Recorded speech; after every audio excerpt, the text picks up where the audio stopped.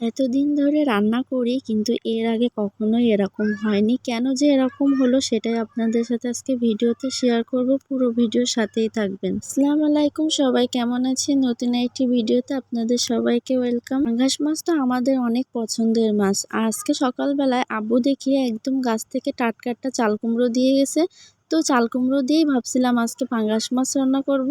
যদিও কখনো পাঙ্গাস মাছ দিয়ে চাল কুমড়ো রান্না করা হয়নি, তো ভাবছিলাম যে আজকে যেহেতু গাছের টাটকা একদম চাল কুমড়ো দিয়ে গেছে, তো এটা দিয়ে আজকে পাঙ্গাস মাছটা রান্না করব। তো পাঙ্গাস মাছটা সবাই কিন্তু কম বেশি আছে ডোলেই তারপরে রান্না করে, যেহেতু এর গা দিয়ে একটা সাদা সাদা কিছু একটা বের হয়। তো আমি সুন্দর করে আর কি ডোলে পরিষ্কার করে নিয়েছি। আর আব্বাকে বলেছিলাম যে আব্বা তুমি একটু চুলোর জালটা ধরায় দাও, যেহেতু আমি চুলোর জালটা খুব একটা ভালো ধরাতে পারি না, অনেকটা সময় লাগে, তাছাড়া অনেক ধোমা ধোমা হয়ে যায়। তো আব্বাকে বললাম, তারপরে আব্বা এসে চুলোর জালটা ধরায় দিল। আর দেখেন কত সুন্দর লাগছে আজকে চুলোটা দেখতে। আজকে চুলোটা কিন্তু অনেক সিমেন্ট আর বালি দিয়ে লেপা হয়েছে, কালকে লেপছিল।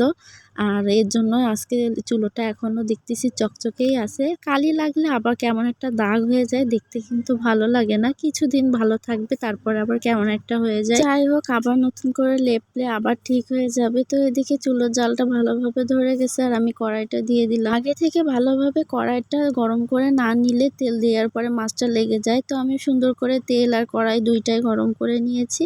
তারপরে একটা একটা করে পাঙ্গাস মাছ দিচ্ছি। পাঙ্গাস মাছের পিসগুলো কিন্তু অনেক বড় ছিল, আর আমার এরকম বড় পাঙ্গাস মাছের পিস খেতে অনেক ভালো লাগে। আমি যখন ভয়েস দিচ্ছিলাম তখন মাঝে মধ্যে বাচ্চাদের একটু আওয়াজ পাওয়া যাচ্ছিল। বিকালবেলার দিকে বাচ্চারা বাইরে খেলা করছিল, তো ওই সময় আমি ভয়েস দিচ্ছিলাম। আর তাদের ভেতরে আমার মেয়েও ছিল, অনেক চিল্লাপাল্লা করছিল। তো কি আর করব, তারা তো খেলা করবেই। মা ওইদিকে চাল কুমড়োটা কিন্তু ভালোভাবে কষিয়ে তারপরে ঝোলের যে পানিটা ওইটা দিয়ে দিয়েছে। যেহেতু রান্না বান্না সবাই পারেন, এই জন্য আমি আর অত ফিনিশিং করে দেখাই না। আর তারপরে পাঙ্গাস মাছ যে ভেজে রাখা হয়েছিল তো ওইটাও দিয়ে দিয়েছে। আর এখন সব কিছু মিশায় তারপরে এখন ঢাকনি দিয়ে ঢেকে রেখে দেবে। যখন ঝোলটা একদম অল্প অল্প থাকবে তখন নামাবে। তো ঝোলটা প্রায় কিন্তু শুকায় আসছে। একবার বলবো, আপনাদের সেই মজার কাহিনীটা শুনলে হয়তো আপনারা অবাক হয়ে যাবেন। সারা রাত চুলাটা ভিজায় রেখে দিছি, আর এখন কাঠের এত গনগনে আগুনে অনেকক্ষণ ধরে প্রায় 1.5 ঘন্টা মতন চুলাটা জাল দেওয়া হয়েছে।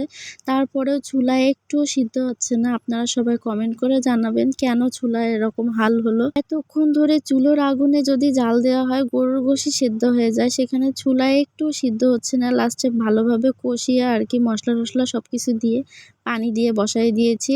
তারপরে এই ঝোলটা যখন শুকায় আইছে তখন অবশেষে দেখি যে চুলাটা সেদ্ধ হয়নি, তখন আবার সিটি মেরে নিচ্ছি। নেওয়ার পরে একটু নরম হয়েছে, তারপরে ভাত বসাই দিয়েছে মা, ভাত রান্না করছে। যাই হোক, আজকের মতন ভিডিও এই পর্যন্তই। আল্লাহ হাফেজ।